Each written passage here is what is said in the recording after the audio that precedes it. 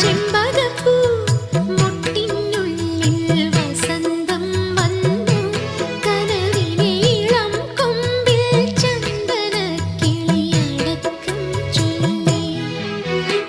ചെമ്പകപ്പൂ മുട്ടിനുള്ളിൽ വസന്തം വന്നു കനവിലെ ഇളം കൊമ്പിൽ ചന്ദനക്കിളിയടക്കം ചൊല്ലി.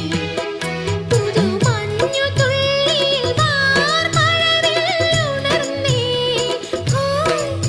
ഇന്നു കരളിൽ അഴകിന്റെ മധുരമൊഴുകിയ മോഹാലസ്യം, ഒരു സ്നേഹാലസ്യം.